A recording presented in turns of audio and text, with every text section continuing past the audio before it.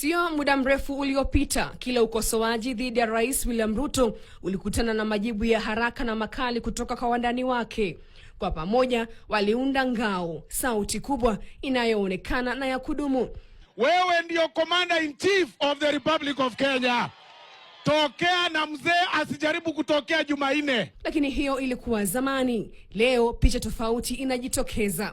Rais sasa anaonekana kuwa mstari wa mbele zaidi akitetea serikali yake binafsi, wakati mwingine akiwa juu ya magari akizungumza na wananchi kwa lugha ya moja kwa moja bila kuficha hasira au hata hisia. Huyo ni mjinga si mjinga? Ni mpumbavu ama si mpumbavu? Ni mshenzi ama si mshenzi? Hizi ni nyakati zinazoonekana kuvunja taswira ya kawaida ya urais ya utulivu, kuunganisha na heshima ya mbali. Sauti yake inaonekana kuwa kali kinyume na hapo awali. Lugha yake ina kupambana zaidi. Wachanganuzi wanasema si ya urais. Is our president mentally stable to run this country? And if not, then this is a ground for removal from office. Well, William, watch your mambo bwana. When president? We have to tell you. President William Ruto is seemingly responding to people who are imaginary. So he keeps saying wale watu.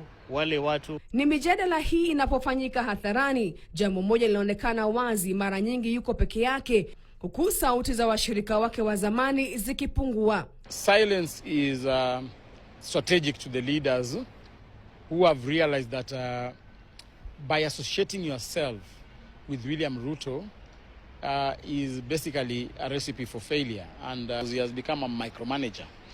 He is taking up all the roles in government. He wants to be the procurement officer, he wants to be the clerk, he wants to be the PA. Na katika ukimya huo, hali mpya inaibuka. Sauti zinazohusishwa na ODM, wapinzani wa muda mrefu, zinaonekana kuwa nyingi zaidi katika mijadala ya kitaifa. Tumeamua kama ni noma, kama ni mbaya, miaka ni mingapi? You are a good person to work with. You are a listener and you are considerate. President William Ruto, I believe, is one of those politicians who has really proved that loyalty is rewarded, and he is a rewarder, is a good rewarder of his friends. Je, hii ni makusudi? Mkakati wa kuzungumza moja kwa moja na wananchi bila kupitia kwa wengine? Mimi nimeambia mdosi wangu sasa atulize boli, aniachia watu. Now that I've opened the first, the next meeting I'm going to have, I will deal with them.